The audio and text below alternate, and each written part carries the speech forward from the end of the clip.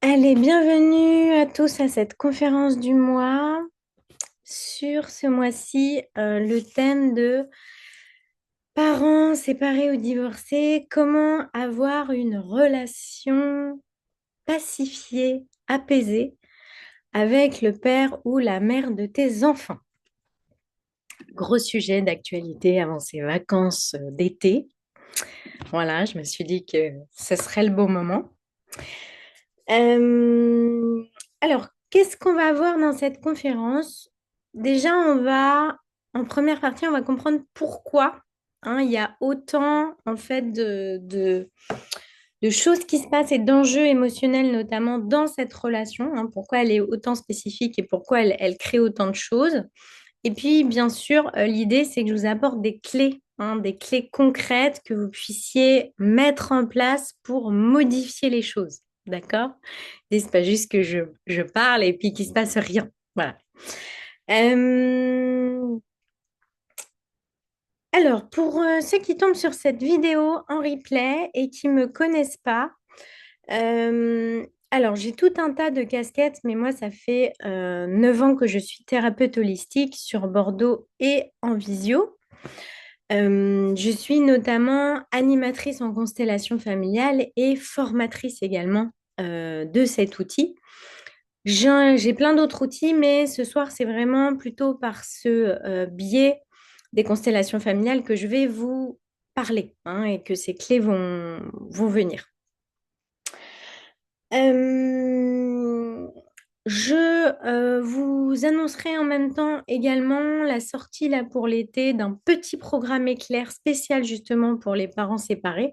Donc, pour les personnes qui pourront être intéressées par ça, n'hésitez pas à rester à la fin de la conférence. J'en parlerai et puis vous pourrez comme ça me poser également toutes les questions. Si tu ne souhaites pas, bah, tu pourras partir, bien entendu. Alors, cette conférence, sujet un peu sensible, un peu spécial, donc je vais prendre des pincettes. Non, en fait, je prends pas de pincettes parce que sinon, c'est pas moi. Mais il y a des choses que je vais raconter qui vont vous déranger, clairement. D'accord? Donc, attendez-vous à ça. Parce que il y a peut-être des choses qui vont aller contre vos croyances ou voilà, ça va vous déranger intérieurement. C'est une réaction du cerveau en psychologie qui s'appelle la dissonance cognitive. Donc, c'est normal.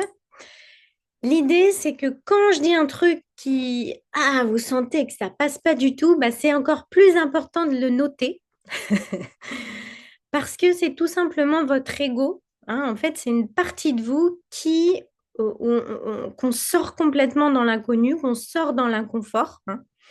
On va l'amener dans l'inconfort. Et donc, il y a des résistances. Vous savez que votre ego, votre cerveau, il est fait pour que rien ne change. D'accord? Il est fait pour votre survie. Et dans votre survie, il retient que moins on change, mieux c'est. L'idée, c'est que là, on va essayer de changer des trucs. Donc, forcément, votre ego, eh ben, il va aller à contresens de ça. Donc, voilà.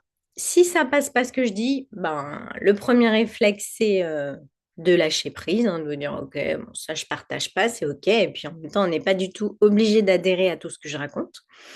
Mais ça peut être intéressant, en fait, d'être dans une autre posture qui est, ah, tiens, là, je sens que ça me dérange. Tiens, pourquoi ça vient me déranger? Qu'est-ce qu'il y a derrière, etc. Et là, en fait, il peut se passer des choses qui peuvent être intéressantes.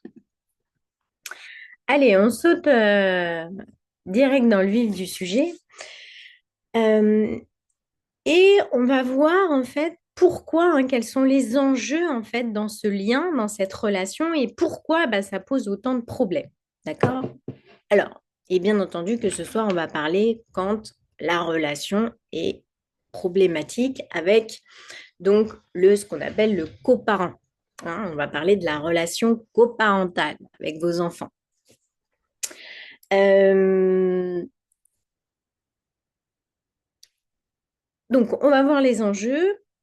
Il est bien évident que si vous n'avez pas de problème spécifique, ben, vous n'allez pas être devant cette vidéo ce soir. D'accord? Alors, il va y avoir quand même plusieurs choses.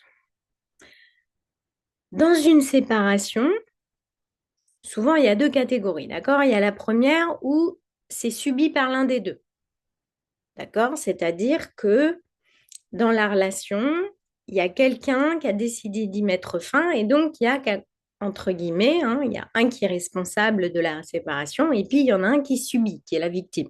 OK? Dans la situation, j'entends bien. Voilà. Ou sinon, ça peut être d'un commun accord, d'accord? Les deux personnes à ce moment-là tentent, enfin, veulent se séparer en même temps. Il peut quand même hein, y avoir des difficultés dans la relation après, d'accord? Ce que je vais vous dire là, c'est quoi? C'est que il y a des choses dans cette relation qui sont normales et il y en a d'autres qui sont pas normales. C'est-à-dire que dans le premier cas de figure où on est, où il y en a un des deux qui va subir, c'est normal d'avoir tout un tas d'émotions, on va dire pendant, moi j'ai envie de dire, allez, quelques mois, max un an. D'accord? Là, on est dans la normalité. Ça veut dire que si tu es dans ce cas de figure où en gros tu viens de te séparer, il y a plein d'émotions, du coup la relation elle est hyper compliquée, mais juste parce que en fait ça fait pas longtemps, c'est pas vraiment là où je vais t'aider. Alors les clés elles vont t'aider, elles vont te parler, mais parce que ça, en fait, c'est juste la normalité. Il faut que les deux personnes hein, digèrent cela. OK? Donc, on va parler plutôt des situations où on est ce qu'on appelle en surréaction. C'est-à-dire que là, ce temps-là, c'est bon, il est passé. Hein, cette petite année, ce mois où il y a des sorties, il y a des débordements un peu d'émotions d'ailleurs dans les deux. Ah, OK? Elle est passée. Hein, et donc, on est dans les années d'après et on a des difficultés voilà, avec l'autre. Soit voilà, c'est tout le temps conflictuel, soit on n'arrive pas à se comprendre, soit on n'arrive pas à communiquer, soit il y a des enjeux voilà, qui se mettent. Soit pour la personne, il y a encore de la culpabilité qui est là, ou alors pour certaines personnes, il y a encore de la colère, voilà, il y a encore des émotions qui sont là. Donc là, on est dans là où je peux pouvoir vous aider, c'est-à-dire on est dans les surréactions, ce qu'on appelle. OK? Et c'est vraiment là où moi, je vais pouvoir vous donner des clés pour agir. Quand on est dans ce cas de figure-là, d'accord, donc là où on est surréagi, alors pour ceux qui sont présents, vous allez avoir un peu une conférence personnalisée. N'hésitez pas à me mettre dans les chats. Alors, si vous voulez, vous pouvez l'envoyer à tout le monde, mais vous pouvez aussi me l'envoyer en privé si jamais vous n'avez pas envie. Ça peut être intéressant pour moi en une ou deux phrases que vous me notiez en fait, en gros, voilà, qu'est-ce qui se passe dans ce lien. Comme ça, au niveau des exemples et tout, je vais pouvoir vous prendre des exemples voilà, très, très précis qui vont encore plus vous parler à vous. Euh, ok, alors, dans la plupart des surréactions, qu'est-ce qui va se passer? Il va se passer en fait quatre choses. On va voir quatre points pour comprendre ce lien très spécifique. D'accord? Si on doit déjà parler de comment ce serait normalement dans l'idéal, alors, quand ça se passe bien, d'accord? On passe d'une relation de couple, d'accord? Parce que normalement, dans la grande majorité des cas, quand on fait des enfants, on a été en couple avant. Hein. Donc, on passe d'un niveau de couple à ce qu'on appelle une relation coparentale. C'est-à-dire qu'on est parents hein, et on a une relation de parents envers nos enfants. Donc, le lien change, d'accord? On passe de couple à ça. On est censé, pour les enfants, etc., en adulte, eh bien, pouvoir communiquer et être capable voilà, de dire les besoins à l'autre ou pouvoir parler des problématiques qu'ont les enfants ensemble, enfin voilà, prendre des décisions des fois dans cette relation coparentale pour les enfants, etc. Et que ce soit fluide et que ce soit apaisé.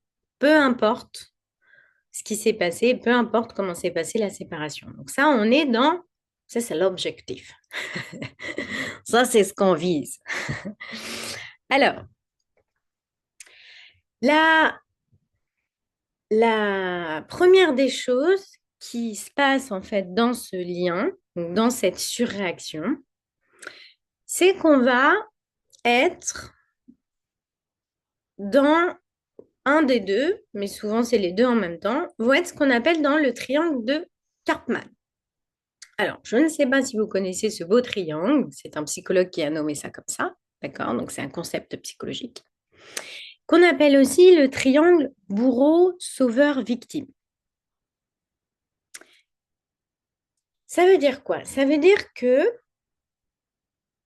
quand on souffre encore dans cette relation, souvent, attention, hein, quand bien sûr dans cette conférence, je vais parler de généralité, il est bien entendu que ça ne va pas parler à 100% des personnes qui regardent. Là, on va avoir 4 points. Peut-être qu'il n'y en a que 2 qui vont vous parler. Peut-être vous allez avoir les 4, vous allez voir, hein.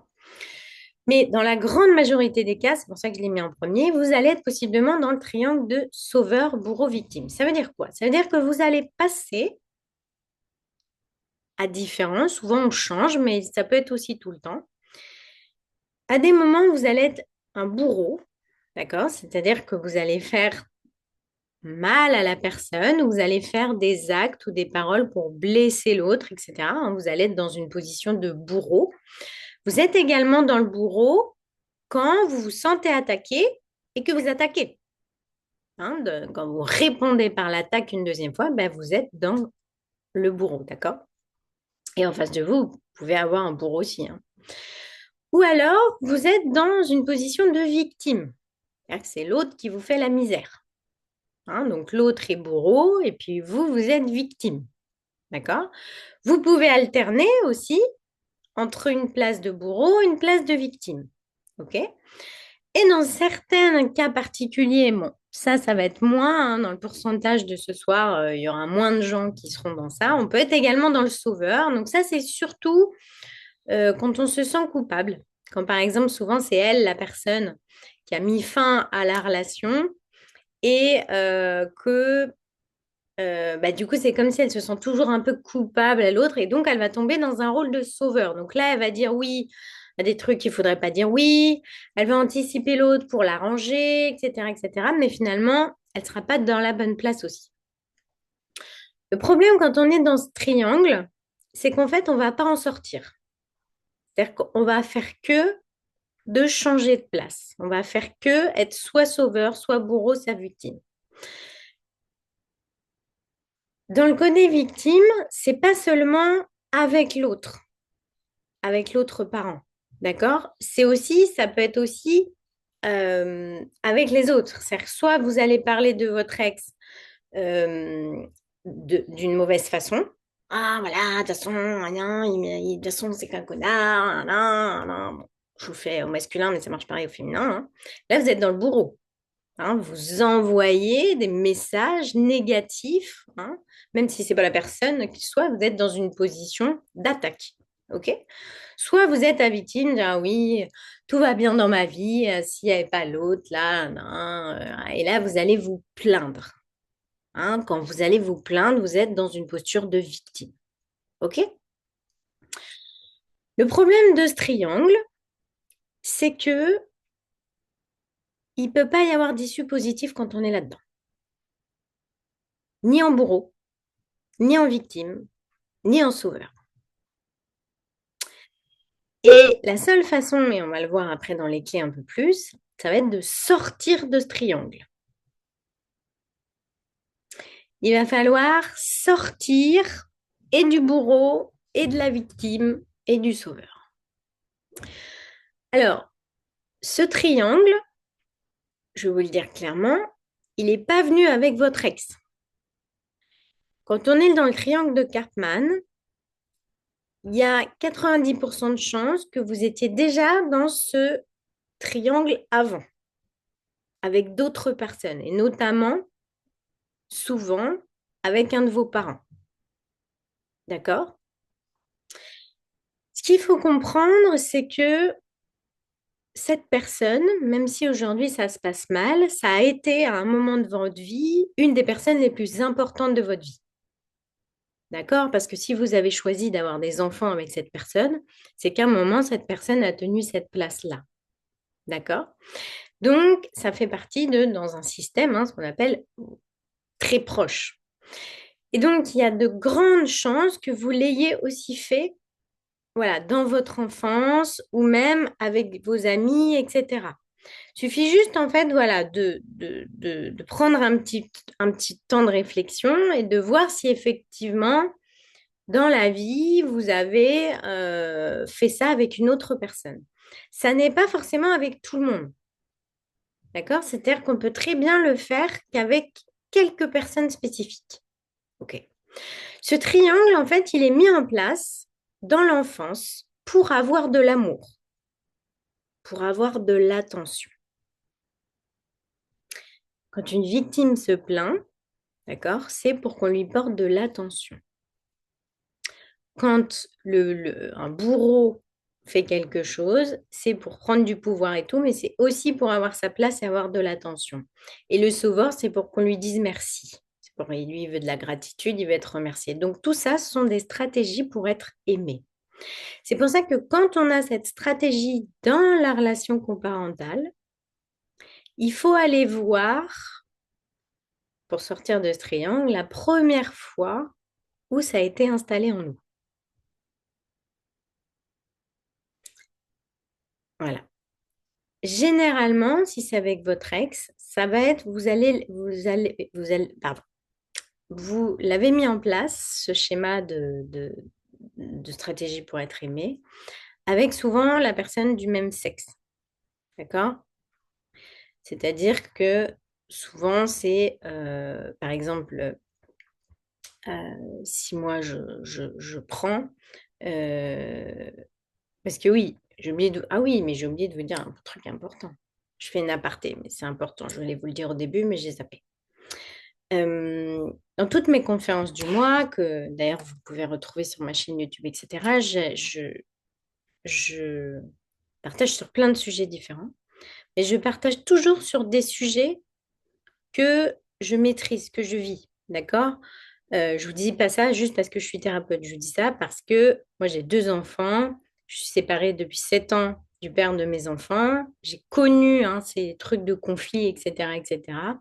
Et aujourd'hui, on a... Oui, bien sûr. Alors, je vais répondre à la question. Euh, voilà, donc je vous en parle en connaissance de cause. Moi, il s'avère que ce triangle dans lequel j'ai été aussi, eh bien, c'était pour sauver mon père. D'accord? J'ai été petite fille, sauveuse de mon père beaucoup. Et c'est ça qui m'a fait aussi être dans ce triangle par rapport du coup au père de mes enfants. Alors, il y a une question là qui est très intéressante. Est-ce qu'on peut être les deux en même temps, bourreau et victime? Bien sûr. Alors en fait, vous l'êtes jamais vraiment en même temps. C'est-à-dire que on peut très bien, on reçoit une phrase de l'autre, hop, dans la victime. Du coup, on est en colère. Qu'est-ce qu'on fait? Hop, on devient bourreau, on attaque. Voyez? Ou alors on lui dit ouais, t'abuses, non, non, on fait la victime. Vous voyez, donc en fait, on peut vraiment alterner en fait les deux places. Et même dans une même discussion en fait. On peut complètement switcher même des trois rôles tout le temps. OK? Du coup, pourquoi, euh, pourquoi c'est important de comprendre ce concept-là de triangle? Et pourquoi je vous en parle? Parce que c'est une posture d'enfant. Ça veut dire que quand vous faites ça, et c'est là où l'ego, ça ne va pas vous plaire, vous êtes comme des enfants. Et réfléchissez 2 minutes, prenez du recul. De toute façon, quand vous prenez les trucs, des fois, je suis sûre que vous avez eu des discussions où vous diriez, mais putain, on se croirait au collège. Hein? Je suis sûre qu'à un moment, vous êtes dit ça. Vous devez vous chipoter à des moments pour des trucs et tout ça.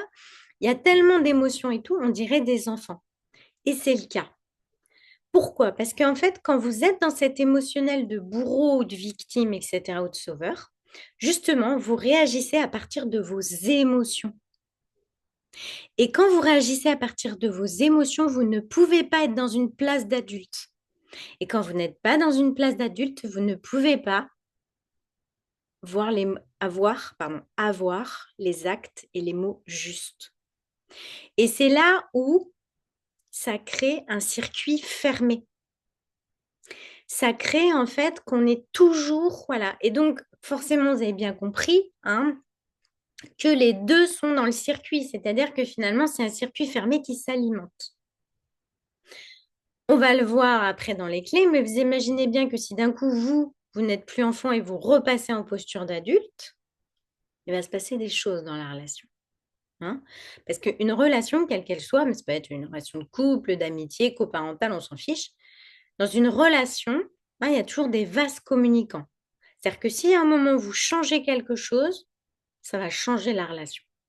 C'est obligé, l'autre il va bouger. Il ne peut pas réagir de la même façon. Et ça, c'est bien pour nous. D'accord?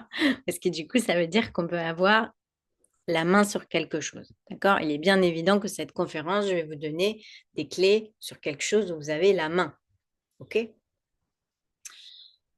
On reviendra tout à l'heure donc dans les points sur cette posture du triangle. Mais en gros, pour résumer donc ce premier point, c'est de comprendre que à l'intérieur de vous, vous avez un mécanisme que vous avez certainement depuis l'enfance en vous qui s'enclenche, d'accord, aujourd'hui, hein, dans cette relation que vous avez là et qui vous fait réagir quelque part, pas de la mauvaise façon, parce qu'on fait tous comme on peut, hein, mais d'une façon d'enfant.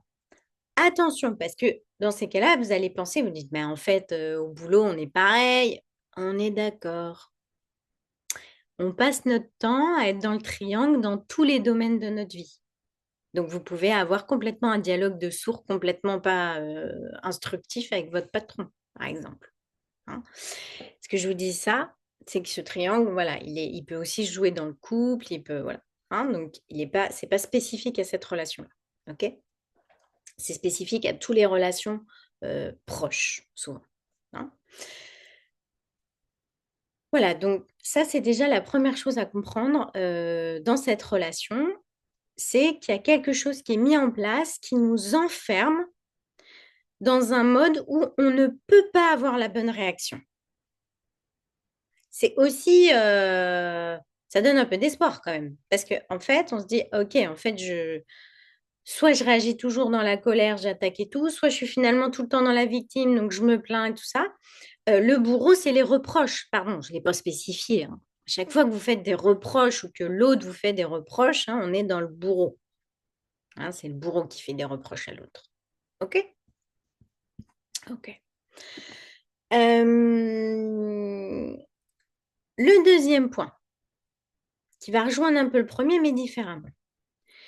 Il y a de grandes chances que si vraiment c'est conflictuel, alors là, ça va être plus le cas si c'est vraiment, ça fait des années, ça passe pas, hein, parce qu'il y en a, ça passe pas, que vous faites ce qu'on appelle une projection sur l'autre parent.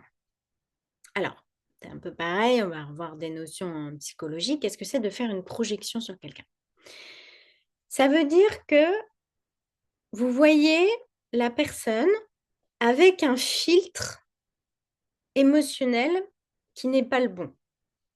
Je vais vous donner un exemple, ça va être très concret. Vous allez le faire en live. Je vais donner un exercice là en live pour au cas où s'il y a une projection, comme ça vous allez le savoir direct. Si je dois décrire l'autre parent, surtout, on va dire spécifiquement ce qui m'énerve chez elle. Voilà, vous allez essayer là dans votre tête, vous pouvez le faire par écrit. Qu'est-ce qui m'énerve chez elle? Hein, on va dire, allez, il y a 2, 3 trucs hein, qui vous énervent chez la personne. Donc, vous notez ça. D'accord? Ça, c'est l'exercice, c'est la première étape. Voilà, vous notez spécifique. C'est-à-dire que vous notez, voilà, par exemple, je ne sais pas, moi, j'ai la sensation qu'elle ne m'écoute jamais, j'ai l'impression qu'elle est bornée, ou alors il y a de l'irrespect. Et si, par exemple, c'est quelque chose qui vous énerve chez la personne, notez exactement ce qui vous énerve. D'accord? Et là, vous allez passer à la deuxième question.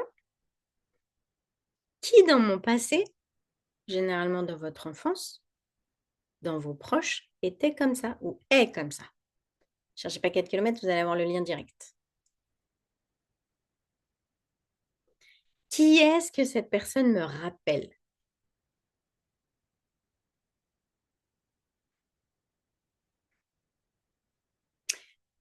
S'il y a une projection, ça n'est pas obligatoire sur le lien, mais c'est très fréquent. S'il y a une projection, eh bien, ça va se reproduire avec quelqu'un. Ça veut dire quoi? Ça veut dire que cette personne, vos proches, votre personne proche de votre enfance, vous avez accumulé des émotions par rapport à elle. D'accord? OK? Que vous portez encore en vous. Et cette personne-là, le coparent, elle vous rappelle cette personne. Sauf que qu'est-ce qui se passe là à ce moment-là? C'est que vous répondez avec les émotions envers la personne. Je vais vous donner un exemple concret. Imaginons, vous avez une mère un peu étouffante, un peu castratrice, à tout contrôler, etc. D'accord? Eh bien, si ce que vous reprochez à votre ex, c'est ça, c'est-à-dire qu'elle soit, voilà, qu'elle veuille tout contrôler, qu'elle vous rabaisse, etc., etc., eh bien, en fait, vous allez avoir de la colère, mais cette colère-là, elle n'est pas, comment je veux dire ça? Cette colère-là, elle est pas exactement finalement contre le coparent. En fait, il y a 80% de l'émotionnel qui va être contre la personne du début. C'est-à-dire, là, dans l'exemple que je viens de dire, la mère. Du coup, ça veut dire quoi? Ben, ça veut dire que si on travaille, je vous ai dit en fait, et c'est pour ça que là, ça fait un lien avec le triangle du sauveur, hein, c'est que quand vous réagissez à partir de vos émotions, vous ne pouvez pas être dans une posture d'adulte. Donc, si dans votre enfance, vous avez quelque chose de pas digéré et que vous répondez avec cet émotionnel pas digéré, eh bien forcément, vous allez, euh, comment je vous dirais ça? Euh, Merci pour vos commentaires, c'est cool en même temps. Ça vous parle, c'est bien. Euh, Voilà, donc qu'est-ce qui va se passer? En fait, cette personne, ça ne veut pas dire que votre ex, il n'est pas comme ça. Mais ça veut dire que vous, votre réaction, elle va être complètement disproportionnée. Parce que c'est comme s'il y avait 20% de la personne, en fait, qui a ça. Et vous, il y a 80% de votre émotionnel qui est dû à votre mère. Donc là, à ce moment-là, qu'est-ce qui se passe? Bah, vous répondez avec vos 100%. Donc, à votre avis, qu'est-ce qui se passe quand on vient libérer l'émotionnel qui reste par rapport à la mère? Eh ben, vos émotions par rapport à votre ex, ils baissent de 80%. Et on passe de une ex qui me fait royalement chier à longueur de temps à, oui, bah, des fois, elle est un peu embêtante. Vous comprenez? Ça va complètement baisser le niveau d'intensité émotionnelle par rapport à la personne. Et ça va vraiment même, à des moments, on peut vraiment avoir la personne, la voir complètement différemment, presque du jour au lendemain. Est-ce qu'il y a des questions sur ça? Dites-moi si c'est assez clair parce que j'avoue que cette conférence, bon, en même temps, je voulais des trucs pour vous aider et en même temps, en fait, de poser de la compréhension, ça va être vraiment la première étape, hein, pour ça. Mais c'est vrai que c'est des notions qui peuvent être voilà, assez nouvelles peut-être pour certains ou certaines. Ok, super. Bon, bah, si c'est clair pour tout le monde, bien, voilà. Donc, deuxième point, je résume un peu, hein. En gros, si vous avez l'impression que vos émotions elles sont disproportionnées, hein, que la personne vraiment, vous sentez que ça vous met beaucoup d'émotions et que clairement, voilà, Vous recevez un message, mais ça vous prend la tête toute la journée, ça veut dire qu'il y a une projection. Ça veut dire que la personne, elle vous rappelle quelqu'un de votre passé. D'accord? Donc, de trouver cette personne et d'aller libérer l'émotionnel en question, eh bien, ça va vraiment vous aider. On va passer au troisième point. Alors, ça va, là, les deux premiers points, le triangle et la projection, vraiment, quasi la majorité des gens sont dedans. D'accord? C'est vraiment quelque chose que je vois tout le temps au cabinet. C'est vraiment quelque chose de très répandu. Le troisième, c'est un petit peu moins fréquent, mais c'est quand même là. Donc, ça peut vous aider peut-être. C'est pour les gens qui sont toujours en colère contre leur ex et qui n'arrivent pas à lâcher cette colère. D'accord? C'est-à-dire que tout le temps, alors il peut y avoir des phases, mais quand même, en fait, il y a toujours de la colère, colère, colère, colère qui revient. OK? Chez certaines personnes, on va avoir du mal à lâcher la colère parce que cette colère, en fait, va maintenir un lien. C'est-à-dire que dans l'inconscient, la personne, donc ça c'est pareil, c'est dû à notre enfance. De toute façon, il y a beaucoup, beaucoup de choses qui sont dues à notre enfance. La personne, elle a du mal à couper les liens. Ou elle a terriblement peur, elle a une blessure d'abandon ou de rejet très, très forte. Et dans ces cas-là, ce qui va se produire, c'est que du coup, elle va avoir du mal à lâcher le lien.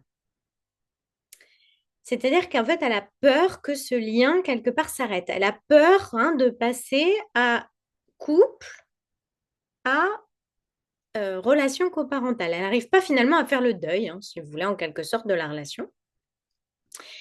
Et donc, eh bien, comment elle va faire dans son inconscient? Elle va être tout le temps en colère parce que du coup, c'est comme si elle était tout le temps en lien. Voilà. Et chez ces personnes, alors tout ça, c'est dans l'inconscient. Donc là, c'est très compliqué à savoir. C'est-à-dire que si vous êtes tout le temps dans la colère, vous pouvez être dans ce schéma et ne pas le savoir. D'accord? Mais ce qui peut vous mettre la puce à l'oreille, c'est si dans votre enfance, vous avez eu ce schéma. C'est-à-dire que si vous avez eu des parents assez peu démonstratifs et qui avec souvent du conflit, soit entre vous et un de vos parents, soit même dans la maison où vous avez habité, vous avez certainement la croyance que quand on aime, on est en colère. Qu'en gros, c'est normal qu'il y ait de la colère quand on aime. Vous voyez? C'est-à-dire que votre cerveau n'a pas enregistré quelque chose de sain, il a enregistré votre normalité. Et donc, qu'est-ce qui va se produire? Eh bien, la personne, elle va continuer à être dans le conflit parce que juste, en fait, c'est sa normalité d'enfance. Voilà. Et en fait, ce qu'elle a peur derrière, c'est que si la colère s'arrête, si d'un coup, il y a cette relation pacifiée que tout le monde rêve, eh bien, il y a un abandon pour elle. Et donc, elle a très, très peur de cet abandon. Ce qui peut vous mettre la puce à l'oreille, c'est vraiment ces phases où ça va mieux. Et tout d'un coup, c'est comme si la personne, elle renclenche la colère. Ça peut être vous-même. Voilà. C'est comme ça revient parce qu'il y a un truc de ah non, il faut absolument que je sois en colère pour maintenir le lien. OK? Du coup, ça veut dire quoi? Bah, ça veut dire que dans ces cas-là, il y a vraiment une acceptation du deuil. Il y a vraiment ce lien qui est à comprendre des deux côtés. Et il faut que la colère est lâchée des deux côtés. Il faut qu'on accepte de passer à autre chose. Voilà. Parce que tout ça, ce sont des peurs de l'inconscient. Parce que finalement, que vous le vouliez ou non, et ça ne va pas vous faire plaisir non plus, mais vous serez tout le temps en lien avec cette personne, jusqu'à sa mort presque. En tout cas, tant que vous aurez des enfants, quoi. Donc, un bon bout de temps. Même si après, on se dit toujours, oui, ça ira mieux quand ils seront plus grands, machin, mais à un moment, vous serez toujours finalement un peu en relation quand même. Donc, plus on a un lien apaisé rapidement, mieux c'est quand même. Ça va pour ce troisième point où il y a des questions?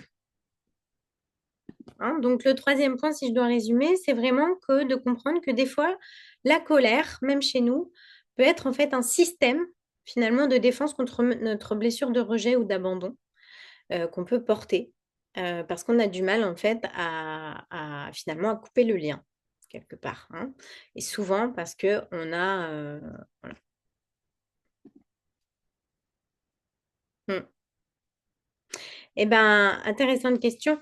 Donc, on me dit quand c'est l'autre qui semble dans ce cas, qu'est-ce qu'on fait? On va en reparler dans les clés que je vais vous donner après. Voilà. Est-ce qu'il y a d'autres questions?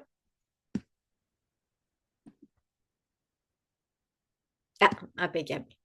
Ben voilà, donc, je vous réponds à la question quand, voilà, quoi faire quand c'est l'autre qui est dans ça. Ensuite, donc la quatrième chose qu'il y a à comprendre aussi euh, dans ce lien, c'est les enfants. Alors, on n'en a pas encore parlé, mais en fait, la place des enfants est aussi importante dans ce schéma et à quel endroit on va placer les enfants. C'est-à-dire que là, c'est important en fait de se questionner de, OK, quelle place ont mes enfants par rapport à ce lien, qui est bien entendu difficile, parce que sinon vous ne seriez pas là.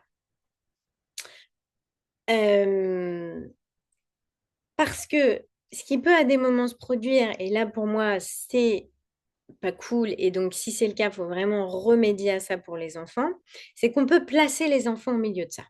D'accord? Alors, des fois, c'est pas nous, des fois, c'est l'autre aussi qui fait ça. Enfin, voilà, en tout cas, c'est que les enfants soient dans ça. Ça veut dire quoi, les enfants soient dans ça? Ben, ça peut, voilà, mais la majorité des cas, par exemple, ça va être en place de bourreau ou de victime devant ses enfants.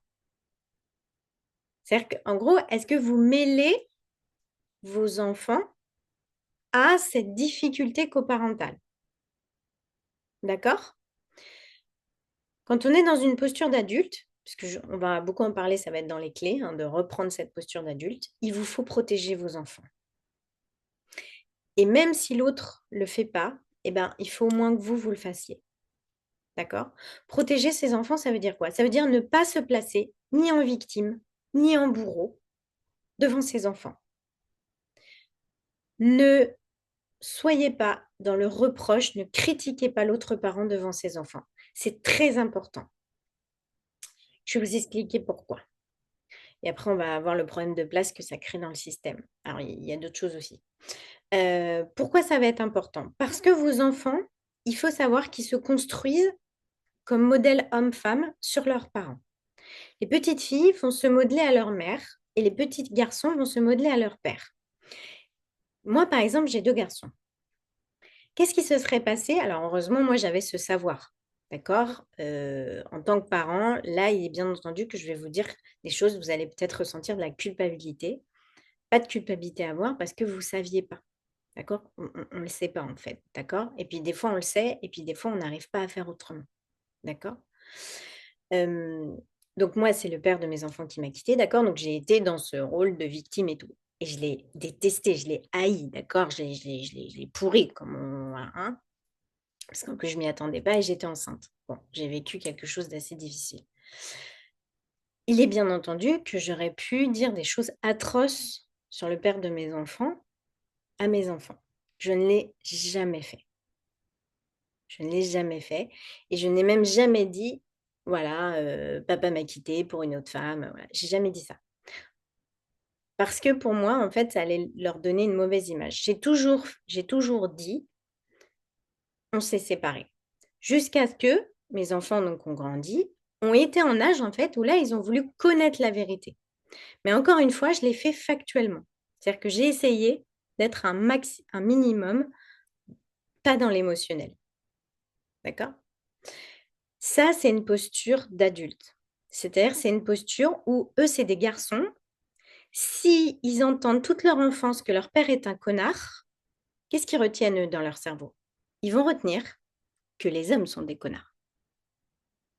Dans l'inconscient, c'est comme ça que ça se passe. Et donc, ils vont grandir avec ah ouais, en fait, je dois devenir un connard. Donc, ça va être extrêmement difficile pour eux. Et ce qui va se produire, c'est que soit ils vont devenir un connard, soit ils vont être à l'opposé, mais ça veut dire qu'ils n'auront jamais confiance en eux. Ils ne vont pas essayer d'être des hommes, en fait. Voilà. Tout ça parce que je leur ai rabâché ça dans les oreilles. D'accord? Donc, c'est pareil pour les petites filles. D'accord? Et bien entendu que si donc le père dit des choses mauvaises sur la mère, eh ben, il va se passer la même chose sur les petites filles. D'accord? Donc, c'est pour ça que c'est très important de ne pas être ni dans le sauveur, ni dans la victime avec vos enfants. Si vous avez des difficultés voilà, coparentales et que ça vous pèse, etc., allez en parler à vos parents, allez en parler à vos amis. Et encore, il ne faut pas que les grands-parents fassent la même chose, sinon c'est pareil, hein. Allez en parler à des psys, à vos thérapeutes. Nous, on est là pour ça, on est là pour vous écouter, on est là pour débloquer ça, d'accord? Mais ne vous confiez pas à vos enfants. Ils n'ont pas en plus à porter ça, d'accord? Big problème supplémentaire. Si on fait passer des messages par les enfants à l'autre personne quand la communication est réduite. Catastrophe. Parce que là, ce que vous faites, c'est que non seulement vous n'êtes pas dans votre posture d'adulte, vous êtes dans une posture de fuite, donc une posture d'enfant, mais en plus, vous dites à vos enfants, voilà, soyez à notre hauteur, donc vous soyez les adultes et puis vous allez passer les informations. Donc dans un système, donc ça c'est vraiment un point de vue systémique, en constellation, vous êtes en train de positionner vos enfants en tant que parents et vous en tant que et vous êtes des victimes en tant qu'enfants. Donc vous êtes en train d'inverser le système. C'est vos enfants qui sont en train de prendre soin de vous. Parce que vous pensez que c'est le rôle de parent. Alors, encore une fois, là, je vous ai dit, on prend des claques, machin. C'est OK. Je sais que vous avez fait ce que vous avez pu. Je sais que, voilà, des fois, les émotions peuvent être tellement intenses et tout ça. Et c'est pour ça qu'il faut faire quelque chose, d'accord? La première raison pour me motiver à changer, c'est déjà même pour vos enfants. Il y a, si c'est pas assez enfin déjà j'ai été dans ces situations, j'ai vécu ces moments où ça me pourrit la vie, donc je sais à quel point ça peut prendre un espace dans votre tête et émotionnel, mais en plus faites-le pour vos enfants, d'accord? Alors la bonne nouvelle, c'est que quand on a mal fait, on peut toujours modifier ça pour faire bien. On peut redonner aux enfants leur vraie place et on peut les reprotéger, se mettre dans une place de parents par rapport à eux. On peut changer le système à tout moment. Et on peut aussi parler à ses enfants et dire: «J'ai merdé. J'ai dit des choses sur ta mère ou sur ton père. J'aurais jamais dû te dire ça. Je suis désolée. J'étais dans la colère et ça m'a» voilà. Vous pouvez même aller jusqu'à parce que quand vous l'aimiez cette personne, si à un moment vous l'avez aimé, vous avez aussi aimé des qualités chez lui. Vous avez aimé des qualités chez cette personne, eh bien vous pouvez même voilà. Moi, à des moments, voilà, quand je parle à mes enfants et ben, quand je pense que vraiment, par exemple, ça vient de leur père et tout, je leur donne les qualités de leur père, même si à des moments je suis en colère. OK? C'est important, en fait, pour la construction de vos enfants. Tout ça, c'est par rapport à vos enfants, hein. Donc, dans voilà, dans ça et ben, à des moments essentiels, il y a une espèce de triangulaire et en fait, ça ne doit pas être une triangulaire. Une relation coparentale doit être entre 2 personnes, d'accord? Et il faut protéger vos enfants de ça, OK? Et même si il est bien évident et on va le voir, c'est dans les clés concrètes, vous ne pouvez pas être chez l'autre. Vous ne pouvez pas voilà, mais vous au moins voilà. Moi, je sais par exemple que clairement, je sais que le père des enfants dit des mauvaises choses de moi parce que mes enfants me le répètent, donc c'est assez facile, hein? Et bah, dans ces moments-là, bien sûr que ça me fait mal et bien sûr que j'ai de la colère et tout. Et je reste en fait dans ma position, de me dire que quand ils seront grands, quand ils seront ados, et bah, eux, ils se rappelleront que maman, elle a jamais dit du mal de papa. Et à un moment, quand ils seront adultes, ils seront capables en fait de comprendre qu'il y avait quelque chose qui se passait. Vous comprenez? OK? Mais en tout cas, ça ne va pas aider mon enfant que moi aussi je dise du mal de son père. OK? Je vous dis pas que c'est simple. Je vous dis pas que c'est simple. Et des fois, on tombe. Mais en tout cas, d'aller dans ce chemin, on est plutôt dans une bonne direction. Alors, qu'est-ce qui peut faire qu'on fuit? qu'est-ce qui peut faire qu'on mêle l'enfant à d'autres rôles? Ça vient des projections. Ça vient aussi de votre enfance. C'est votre réaction de réagir, elle est la réaction avec laquelle vous avez réagi enfant ou avec laquelle vos parents ont réagi aussi par rapport à des choses qui se sont passées. D'accord? Il y a des explications dans votre inconscient de pourquoi vous faites ça. D'accord? Vous faites ça parce que c'est comme si vous étiez programmé comme ça. D'accord? Ok? Euh, Souvent, quand on choisit la fuite ou on choisit la non-communication et tout, c'est souvent parce que justement, l'ex nous rappelle un de nos parents qui nous faisait peur. Donc, soit notre père, soit notre mère. OK. Est-ce qu'il y a des questions sur cette partie par rapport à la place des enfants?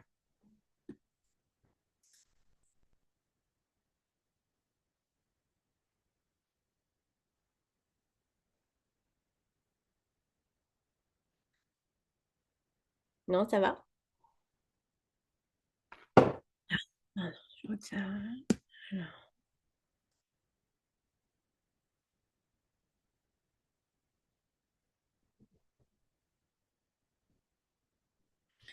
Alors, il y a une question. euh, Alors, c'est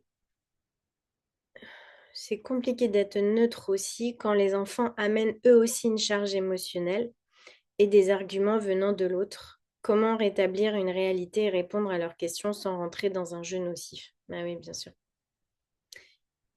Eh bien, en fait, c'est là, c'est tout le truc des pas à leur place, c'est que la personne qui fait ça, l'autre, doit se poser en victime, d'accord? Et donc, les enfants deviennent sauveurs de leurs parents. Et donc, ils vont protéger maman. Et donc, ils vont être contre papa parce que maman, elle est victime de papa. Donc, vous voyez, c'est comme s'ils vont, ça c'est surtout quand ils grandissent, ils vont prendre un clan parce que, en fait, le parent est dans la victime. C'est-à-dire que d'être d'être dans la victime, vous, en fait, vont forcer vos enfants à prendre soin de vous et ils vont tomber dans le sauveur. D'accord? Et ils vont, du coup, voilà, prendre à partie, etc. Donc, du coup, il y a un maintien dans. Voilà. Ce qu'il faut retenir pour les enfants, c'est que rien de tout ça est de leur faute à eux. Ça vient du parent. Ça vient de votre place à vous, ça vient de la place aussi de l'ex. Voilà. Donc, surtout, ce qu'il faut faire, c'est surtout pas ni être dans le bourreau, ni être dans la victime. Voilà. Donc, on va le voir comment on fait pour ne pas être dans ça. Ok. Euh, Alors, on va passer maintenant au... Ah, attendez, c'est aussi une autre chose. Ok. Bon, parfait. Donc, on va passer aux clés, hein. Donc, maintenant, voilà, comment on fait avec tout ça? Maintenant que, voilà, on a vu ces 4 points qui peuvent se jouer, hein, dans cette relation. Donc, déjà, juste pour conclure par rapport à ça, vous comprenez maintenant que ben c'est pas simple en fait. Il y a plein de choses qui peuvent s'engluer, hein, derrière cette relation. Et donc ça peut être aussi, voilà, vous pouvez déjà avoir aussi de la compassion sur la situation envers vous-même, vous dire, ok, bah ouais, en fait, il y a plein de choses qui se jouent derrière, dans l'inconscient, etc. D'accord? Alors, on va passer aux clés.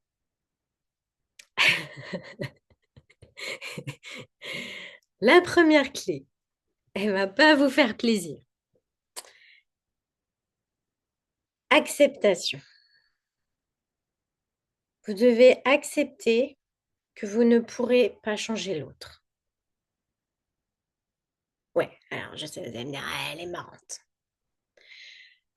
Vous ne pourrez, dans toutes les clés que je vais vous donner, vous ne pourrez pas changer l'autre. Vous pouvez ni lui dire qu'il devrait changer, parce que là, vous êtes dans le reproche, vous êtes dans le bourreau, ou alors vous êtes dans le sauveur, c'est encore mieux. Ah, tu devrais aller consulter peut-être, hein, ça c'est le sauveur. Donc, vous n'êtes encore pas dans la bonne place, hein, d'accord? Donc, vous ne pouvez pas changer la personne. La seule chose que vous pouvez changer, c'est quoi? Ce que vous ressentez. Ce que vous ressentez, vous pouvez le changer. Vous avez du pouvoir sur votre colère. Vous avez du pouvoir sur votre impuissance. Vous avez du pouvoir sur votre culpabilité. Vous avez du pouvoir sur vos mots et vos actes.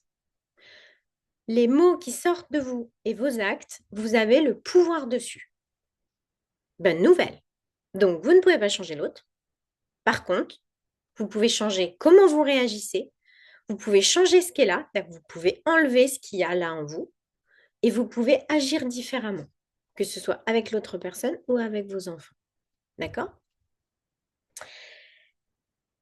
Ce qui va vous aider à ça, c'est deux choses. D'accord? Et on va le voir aussi en point 2, c'est revenir dans votre posture d'adulte. Hein, vous commencez à comprendre finalement que dès que vous êtes dans l'émotion, vous êtes en posture d'adulte. Donc, vous êtes en posture d'enfant quand vous êtes dans vos émotions. D'accord? Donc, revenir toujours à une position neutre. Ça va être la clé. OK? Ce qui peut vous aider, par contre, et on va revoir comment sortir du triangle et reprendre sa position adulte. Par contre, ce qui va pouvoir vous aider, vu que vous ne pouvez pas changer l'autre, hein, d'être dans l'acceptation que l'autre, tu ne peux pas le changer. Voilà. Ce qui va vous aider, et notamment ça va super bien marcher avec la colère, c'est de voir le petit enfant blessé de l'autre. Nous, en thérapie, tout ce qui est émotionnel, on va appeler ça votre enfant intérieur, d'accord? Parce que c'est tout en lien avec des choses de votre enfance, même si vous avez compris que ça se joue maintenant adulte, hein, c'est que des choses finalement d'enfant. Donc, c'est votre côté émotionnel, votre enfant intérieur. Et bien, vous devez voir l'enfant intérieur de l'autre.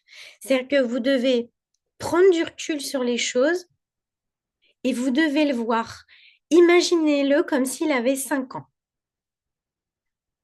C'est-à-dire que quand la mère de vos enfants, le père de vos enfants vous envoie par exemple des pics ou justifier tout, vous voyez un petit enfant de 5 ans qui fait «Oui, mais toi d'abord t'as fait ça, nanana». Vous voyez ce que je veux dire? Je sais que c'est pas facile, mais c'est vraiment une gymnastique. Ça change tout.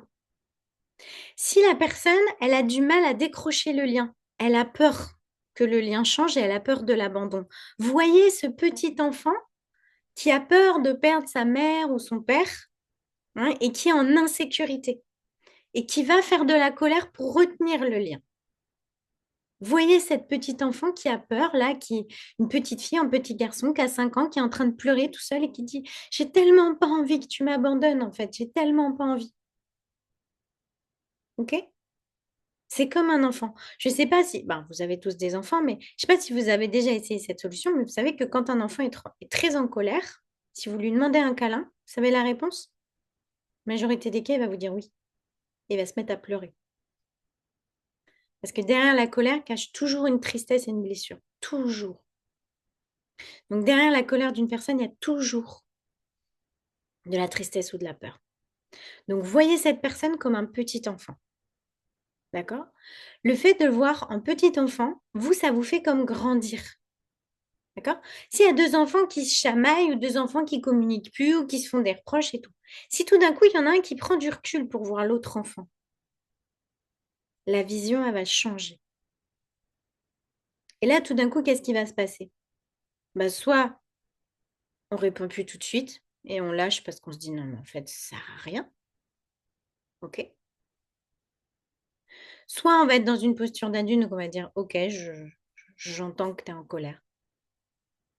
Vous savez comment cette phrase, elle est guérisseuse pour une personne?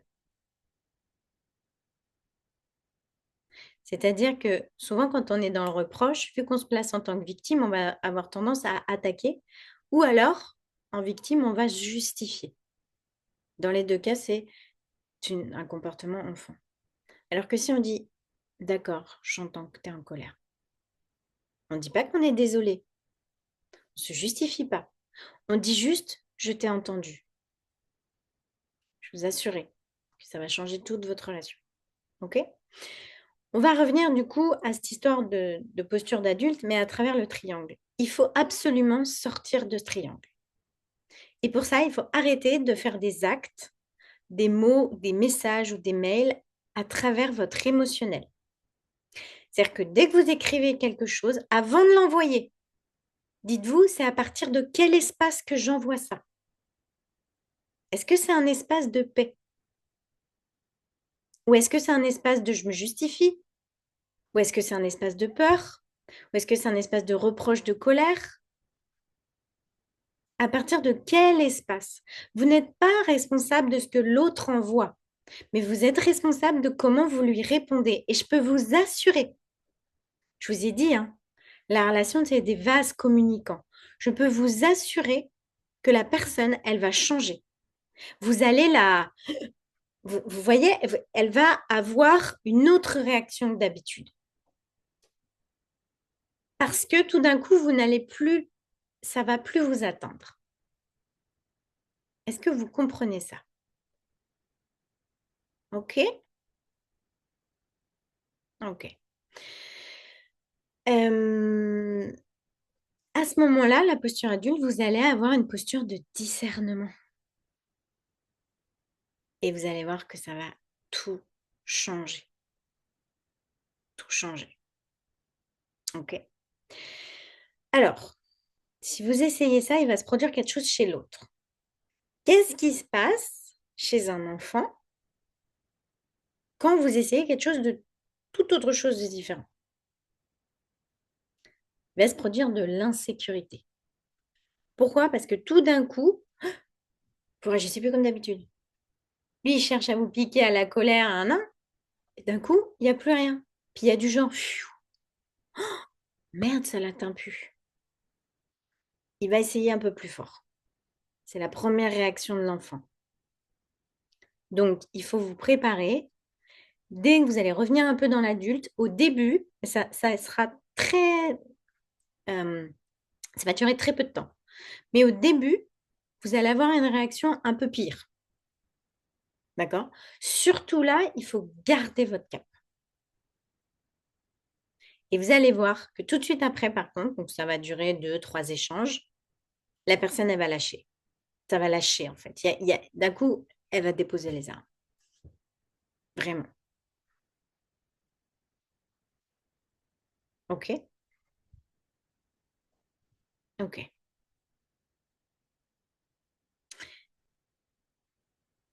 Je vous rappelle, je l'ai dit au début de la conférence, mais que si vous êtes dans la première période d'un an, c'est par contre normal d'avoir plein d'émotions. Hein. Quand on est en rupture, il y a plein de choses émotionnelles. Voilà. Et ça, c'est la normalité. Là, il n'y a pas de projection, machin. C'est que à partir du moment où ça dure, ça perdure dans le temps. Hein, d'accord? Donc, il y a aussi un moment où, voilà, si c'est la première année, il faut juste que l'autre, elle accepte le truc ou que vous, vous acceptiez. Enfin, il y a plein d'émotions qui vont être par-dessus. Donc là, à ce moment-là, il faut gérer vos propres émotions, en fait, sur le deuil de la relation. Hein. OK? Petit rappel, mais je préfère. Euh, OK. Par rapport aux enfants, comment on fait pour avoir la bonne posture avec eux et tout ça? C'est un peu pareil, mais là, ce qui peut vous aider, c'est quelle mère j'ai envie d'être, quel père j'ai envie d'être, quelle image de l'homme ou de la femme j'ai envie de donner à mes enfants.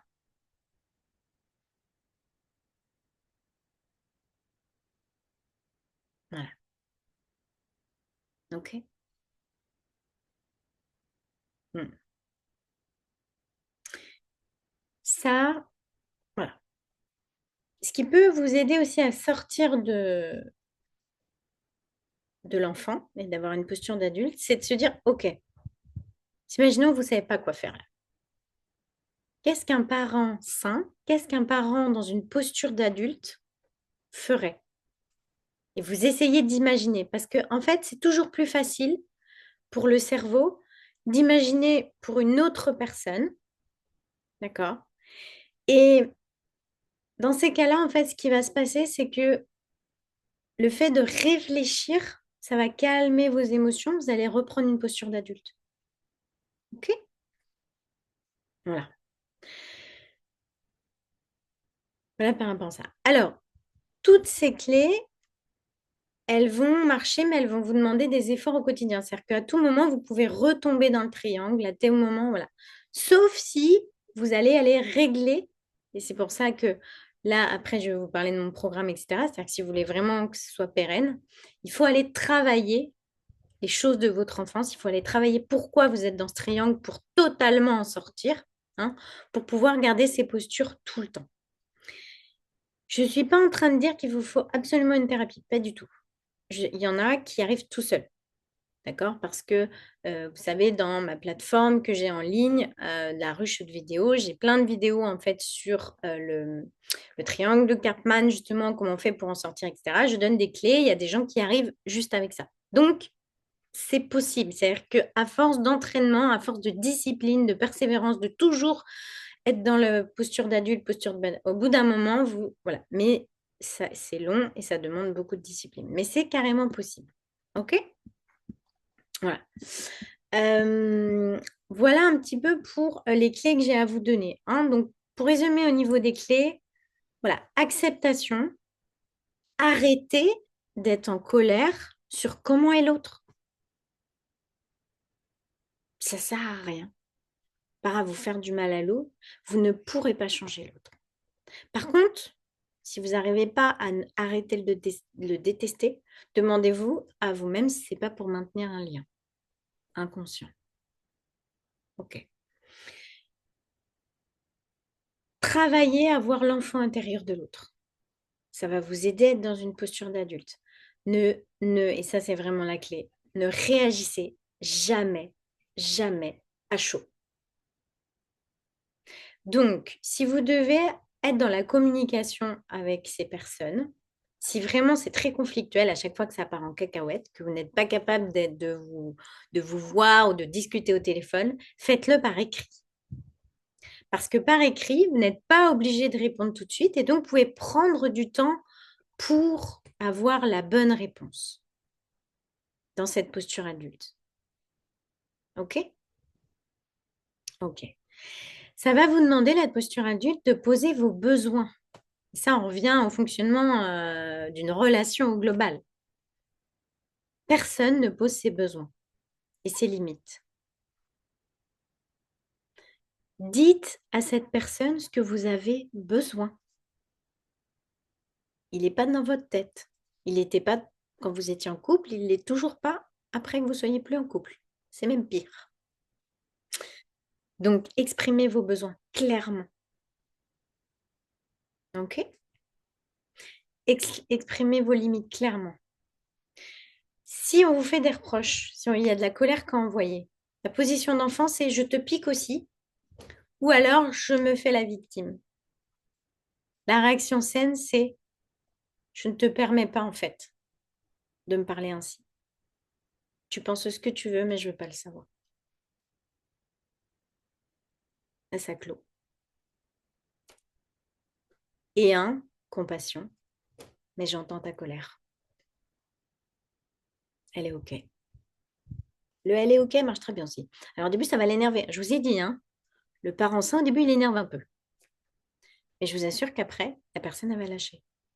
OK, elle m'a entendu. OK, elle m'a entendu. OK? Est-ce qu'il y a des questions sur ces clés?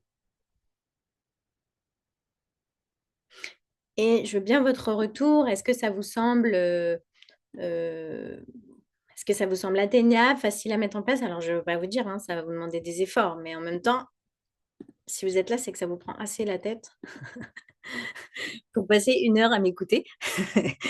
Donc, ouais, n'hésitez pas à me dire.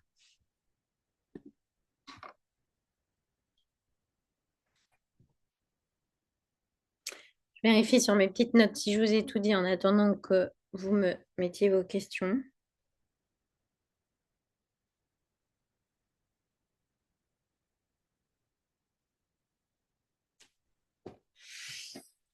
Je vous laisse écrire vos questions. Je rajoute un petit truc qui est important. Au niveau du placement dans l'inconscient, hein, vous savez, nous en constellation, on travaille beaucoup les places. Il faut absolument que vous nommiez cette personne la mère ou le père de mes enfants. C'est-à-dire que ne l'appelez plus mon ex. Parce que dans le cerveau, en fait, le cerveau n'entend pas les ne pas. En fait, il n'entend pas les négations. Et mon ex, hein, ex-conjoint ou ex-mari, bah, lui, il entend mon mari. OK? Ou ma femme, ex-femme, ma femme. Donc, il faut absolument que vous nommiez, voilà, à vos enfants, vous dites ta mère, ton père. Et quand vous parlez, mais même à vos amis, à votre famille, vous dites soit son prénom, vous le nommez par son prénom, comme ça, voilà, c'est son prénom. Ou dites pas mon ex et tout, dites le père des enfants, hein, la mère des enfants. Là, d'un coup, c'est plus votre ex-conjoint, c'est sa place, c'est la mère ou c'est le père de vos enfants. Hein, ça, c'est important aussi. Ça, c'est très important pour votre inconscient, hein. Donc, en le disant, voilà. Et si jamais vous vous trompez, vous vous reprenez, hein. Si vous êtes en pleine discussion et vous dites, oui, enfin, la mère de mes enfants, vous voyez, vous vous reprenez pour votre inconscient, d'accord? Puis après, à un moment, ça va devenir... voilà. Alors, bon, bah, écoutez, il n'y a pas de questions. Hop, ça a l'air d'être tout bon. Bon, si jamais vous voulez me poser des questions après, voilà. Euh, alors, j'ai mis en place, donc, enfin, en tout cas, j'ai créé, là, c'est tout nouveau et ce sera juste pour cet été. Voilà, enfin, il y a très peu de chances que je le fasse après. C'est vraiment, voilà, ça m'a pris parce que j'ai eu beaucoup, beaucoup de gens en ce moment-là, mais je pense que c'est avec l'été, les vacances, voilà, où il y a ça qui revient. Euh, tout. Ah bah du coup, j'ai une question. Alors, je vais répondre aux questions avant de commencer, comme ça, c'est pas mal.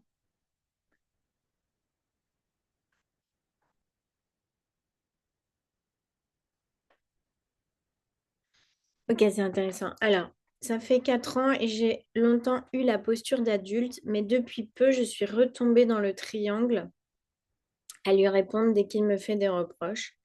Il est en colère et c'est de plus en plus fréquent. J'ai l'impression que les enfants ne vont pas bien. Les décharges émotionnelles sont de plus en plus longues. Ok. Alors là, c'est intéressant. Ça va être intéressant, en fait, d'aller voir le déclencheur, hein. Donc là, ça veut dire quoi? Ça veut dire que tu avais ta position et tout d'un coup, tu retombes dans l'enfant. Ça veut dire que là, il y a une projection. Il y a quelque chose qui est projeté dans la situation. Alors là, je ne pense pas que c'est lui qui te rappelle. Je pense que c'est tes enfants. C'est-à-dire que je pense que tu te projettes dans tes enfants. C'est-à-dire qu'en gros, c'est la souffrance de tes enfants. Tu te mets à leur place et c'est ça qui te fait tomber dans l'émotionnel. Et là, à ce moment-là, bah, c'est comme si tu réagis pour tes enfants, mais à la place de tes enfants, tu vois. Et donc, je pense, hein, c'est une hypothèse parce que c'est difficile comme ça, juste comme ça par écrit. Mais donc, du coup, je pense que c'est ça. Donc, du coup, alors, c'est assez dur, mais on en revient à ça. C'est-à-dire, toi, tu peux pas être avec tes enfants là-bas. Et tu ne peux pas non plus changer le père de tes enfants. Donc ça, voilà, il y a un travail d'acceptation, etc. D'accord? Tu veux sauver tes enfants. En fait, tu es dans le triangle de sauveur par rapport à tes enfants. Et donc, du coup, tu viens bourreau du papa parce que c'est comme si tu veux, voilà. Et c'est OK. Et je comprends tout à fait. Et moi, clairement, je pense que quand je retombe aussi de temps en temps, c'est à cause de ça. À ce moment-là, demande-toi, si tu veux faire un truc pour tes enfants, qu'est-ce que je peux faire en tant qu'adulte pour mes enfants? Ne pas critiquer leur père. Tu peux les écouter. Tu peux leur faire des choses qui leur font du bien à eux quand tu es chez toi. D'accord? Tu peux poser tes limites quand lui, il est en colère. D'accord? C'est de dire, OK, là, en fait, je comprends ta colère, mais moi, c'est pas OK que tu me balances ta colère. OK? Et on peut dire ça sur ce ton-là. C'est-à-dire qu'on peut être vraiment, dire, OK, là, hein, si c'est en plus dans le modèle là de j'ai peur du lien, donc il remet de la colère, voilà. Toi, en fait, tu peux juste dire, c'est pas OK ta colère. OK? Mais tu ne pourras pas lui demander des choses ou dire des choses qui se passent là-bas. Tu vas pas pouvoir, en fait, avoir un pouvoir sur ce qui se passe là-bas. Toi, c'est ce que tu aimerais. Le sauveur, vous savez, on a des choses un peu imaginaires. Hein, on voudrait être là-bas pour protéger ses enfants et tout, tu peux pas. Par contre, ce que tu peux faire, c'est que tu peux apprendre à tes enfants à se protéger. Tu peux leur apprendre le discernement. Tu peux leur apprendre, en fait, à dire non à papa. Tu vois ce que je veux dire? Alors, tu leur dis pas non à papa, mais tu leur apprends à dire non tout court. Tu vois? Tu leur apprends à faire des exercices pour s'auto-sécuriser quand ils sont là-bas. Et là, non seulement en plus, ça va leur servir quand ils seront chez leur père, mais ça va leur servir toute la vie. Ça te parle?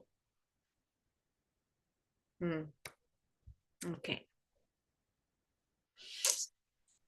Mais je suis tout à fait d'accord que voilà, tout ça n'est pas simple. Il peut y avoir des hauts, il peut y avoir des bas, et il peut y avoir un an où ça se passe bien, puis tout d'un coup, voilà. Mais il y a toujours des déclencheurs. Donc l'idée, c'est toujours d'aller à l'origine du déclencheur, hein, pour comprendre en fait ce qui se passe. Pourquoi je tombe dans une réponse émotionnelle? Comment je fais? Voilà. Et surtout, on se concentre, parce qu'en fait, il y a beaucoup d'impuissance dans cette relation souvent. Comment, voilà, qu'est-ce que je peux faire en tant que moi, mère, ou en tant que moi, père, qui est possible? Ça sert à rien de m'en vouloir pour des trucs qui sont impossibles à changer. OK? Voilà. Vous serez plus en paix, vous prendrez moins la tête et vous n'aurez aucun regret.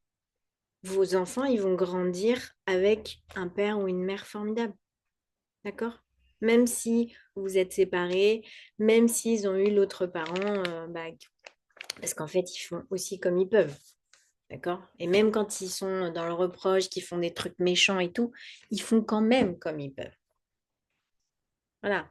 Moi, il y a des moments, j'ai envie d'emplâtrer le père des enfants, je me rappelle, en fait, lui, son père l'a abandonné. Il n'a pas eu de père, en fait. Et en fait, des fois, je me dis, mais Emeline, rappelle-toi, il ne sait pas comment on fait, en fait, pour être père. Ah, il fait comme il peut. Voilà. Et dans ces moments-là, tiens, d'ailleurs, je vous le donne, parce que je fais souvent ça, et ça m'aide beaucoup. Enfin, quand je suis dans ces crises-là, je, je liste les trucs positifs qu'il a en tant que père ou en tant que mère. Alors, des fois, c'est pas facile, hein. Des fois, il me faut 3 minutes pour trouver un truc. Mais je me liste en fait de me dire, bon. Ou alors, des fois, j'imagine ce qui pourrait être pire. Je dis, ah, bah, il pourrait les taper, être alcoolique. Vous voyez? Des fois, en fait, ça aide à se dire, oui, bon, finalement, ça pourrait être pire. Ça aide, en fait. Vous voyez ça? Hein, ça change le regard.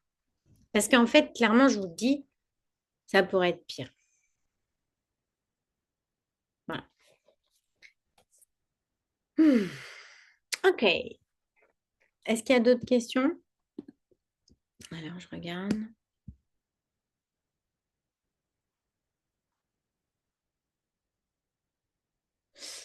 Alors, le problème est effectivement tout l'émotionnel qui remonte à la surface dans les moments difficiles. Et tant que je n'aurai pas été jusqu'au bout de certaines blessures, ce sera dur de bien me positionner dans les moments difficiles.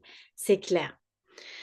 Si vous avez... Et des fois, on peut mettre des années à faire le deuil, hein. Si vous n'avez pas sorti votre propre culpabilité, votre propre colère, votre propre tristesse de votre deuil, et on peut parler 1 minute là, bon, on dépasse un peu de ma conférence, mais c'est pas grave, en même temps, c'est un sujet important. Mais faire le deuil d'une relation aussi importante, ça prend quand même du temps et il y a plein d'émotions qui sont liées et c'est vraiment important que ces émotions, elles soient vécues et qu'elles sortent. Si vous n'avez jamais pleuré votre couple, il est bien entendu, la fin de votre couple, que ça va ressortir à un autre moment. Si vous n'avez pas sorti votre colère ou même exprimé à l'autre votre colère de la séparation, il est bien entendu que votre colère va se mêler au truc du quotidien, d'échange avec la personne. Hein.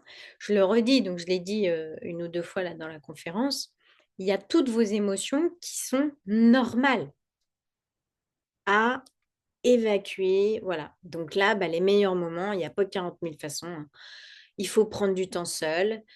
Quand on sent que ça remonte, si on peut, au lieu de tasser ça, Bah voilà, vous allez dans un champ, dans une forêt, vous tapez partout, vous hurlez, vous criez, vous pleurez. Il y a un moment, il faut que ça sorte en fait, comme un enfant qui est en crise. En fait, il y a un moment, toutes ces émotions-là, il faut qu'elles sortent, hein.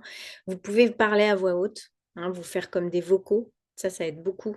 C'est-à-dire que alors moi, je le fais beaucoup par téléphone, ça marche beaucoup dans mon inconscient. J'imagine que je parle à une amie ou voilà, et je parle pour juste déverser en fait. Je pose des mots sur tout ce qu'il y a, voilà. C'est hyper important de faire ça. Voilà, et là, vous pouvez y aller, hein. Là, vous pouvez jurer, voilà, parce qu'en fait, là, vous êtes juste en train de sortir de l'émotionnel qui est juste en lien avec la rupture. Donc là, qui n'a rien à voir avec les trucs de votre enfance ou voilà, hein. Des fois, il y a les deux qui se mélangent. Donc là, ça devient très compliqué. OK? Et comme aussi, du coup, il faut accepter des fois que l'autre n'est pas non plus fini son deuil. Et vous ne pouvez pas le faire à sa place. Surtout que voilà, ce que je voulais vous dire, c'est que dans ça, il y a deux deuils à faire. Il y a le deuil de votre couple. Celui-ci, souvent, il est assez facile à faire. Et il y a le deuil de votre famille. La famille que vous avez créée avec cette personne et vos enfants. Et en fait, cette famille, il y a un deuil à faire. Pour recréer une famille avec vous et vos enfants. Soit à deux, à trois ou à quatre, mais où tout d'un coup, il n'y aura plus deux parents. Mais vous serez quand même une famille, mais c'est une autre sorte de famille. Voilà, il faut passer de ça à ça. D'accord? Ça, faut l'accepter, ça. Faut le... C'est un deuil à faire, vraiment. Et je pense que c'est celui-là qui est le plus difficile et le plus long. OK? Merci pour vos questions et vos échanges intéressants. C'est super. Merci aussi pour votre confiance. Alors, si jamais il y a d'autres questions, on pourrait en refaire. Donc, je vous parle vite fait de mon petit programme éclair de l'été. Vous avez bien compris dans ce que je vous ai expliqué qu'il y avait beaucoup de choses qui étaient liées à l'inconscient, etc. Et forcément, vous imaginez bien que si vous faites des séances, eh ben, ça ira beaucoup plus vite et rapidement. Donc, j'ai créé un truc trop bien, exprès pour ça. 3 séances, voilà, donc rapide, en 3 mois, c'est fait, puisque c'est à peu près une séance par mois, en tout cas tous les 21 jours. Où est-ce que j'ai noté ça? Une séance où on va aller travailler le lien. D'accord? Et là, en constellation, on peut aller travailler les émotions de l'autre. Oui, c'est merveilleux. Et l'autre, tout d'un coup, il est plus en colère. Ben oui, on peut aller travailler le lien. En fait, en constellation, on peut faire ça. C'est le gros miracle des constellations familiales, c'est qu'on travaille un système. On ne travaille pas qu'une personne. Je vais vous prendre un autre exemple pour que vous compreniez. Quand on va travailler la relation à la mère, on va avoir en constellation tous les ressentis que vous avez dans votre inconscient, mais aussi on va avoir tous les ressentis de la mère. Et on va pouvoir travailler avec les deux. Et ben on va faire la même chose avec votre ex. On emmène les deux et on regarde tout ce qu'il n'a pas digéré par rapport à vous. Et on le sort de lui pour travailler cette relation apaisée. Donc ça déjà, je peux vous dire, ça change tout. Donc une séance sur ça. Une séance sur sortir du triangle de Karpman. Je retrouve la situation au départ, donc souvent je vous dis c'est un de vos parents, pour carrément arrêter de faire ça, parce que vous avez compris que cette position d'enfant, de toute façon, même que ce soit avec vos collègues, vos enfants, votre ex ou votre couple actuel, parce qu'on est hyper dans le triangle aussi en couple, s'arrête. Troisième séance, on va là où il y a besoin, c'est-à-dire s'il y a un truc de remplacement, s'il y a un truc de projection, voilà, tout dépend au cas par cas, mais cette séance, elle est dédiée sur, voilà, s'il y a une problématique spécifique en plus dans le couple, on va la traiter. D'accord? Donc 3 séances, boum, on y va, et c'est absolument exceptionnel, puisque du coup, je le fais à 310, donc c'est même pas le prix de 3 séances, donc c'est vraiment, voilà, c'est hyper donné. Vous pouvez bien sûr payer en 3 fois. C'est des séances qui se font soit à mon cabinet sur Bordeaux, soit en ligne. Donc voilà, c'est aussi très accessible pour les personnes. Je ne vais pas prendre voilà, énormément de temps pour vous expliquer ce que sont les constellations familiales. Au cas où j'ai plein de témoignages et j'ai plein de conférences sur le sujet sur ma chaîne YouTube. Mais plutôt, on s'appelle. Voilà, si ça vous intéresse, on prend le temps de s'appeler. Là, voilà, je vous explique comment ça se passe. Donc là, c'est vraiment, voilà, si vous avez vraiment envie de travailler sur ça pour vraiment passer à autre chose et vraiment une relation apaisée, voilà, ça revient. En fait, ça revient à toutes les clés là. C'est juste que moi, je vais accélérer le processus pour que ça aille plus vite, quoi. Voilà. Donc sur ce petit programme éclair de l'été pour les parents séparés. Voilà. Mais écoutez, je suis arrivée à la fin de tout ce que je voulais vous partager sur cette conférence. S'il y a des dernières questions, allez-y, c'est le moment. Sinon, bah, je vais vous laisser là parce que du coup, je vous ai déjà pris 1h25. Ben, en même temps, c'était un sujet très riche, c'était difficile de faire court. Voilà, j'espère que ça vous a intéressé. Envoyez-le, envoyez cette vidéo à des personnes que, voilà, alors en disant, bah voilà, peut-être que ça peut t'aider, mais qui sont dans la situation parce que, hélas, on est beaucoup, beaucoup, beaucoup, voilà, quand on est séparés dans cette configuration. Voilà, donc j'espère que vous avez bien pris des notes pour y revenir, etc. Et voilà, merci de votre présence. Voilà, j'attends voir s'il y a les dernières questions. Ok, super, ça marche. Voilà, pour les personnes qui regardent cette vidéo en replay, je te mettrai toutes mes coordonnées en dessous de la vidéo si jamais tu veux me contacter. Voilà. Merci infiniment à vous. Je vous souhaite une très belle soirée et voilà, plein de je vous souhaite plein de... Je sais que ça va bouger. Si vous mettez des choses en place, c'est sûr, ça va bouger. Donnez-moi vos retours. Ça me fera très, très plaisir si dans les prochaines semaines, ça bouge et tout. Vraiment, voilà. Ça me ferait très, très plaisir parce que c'est pour ça que je le fais.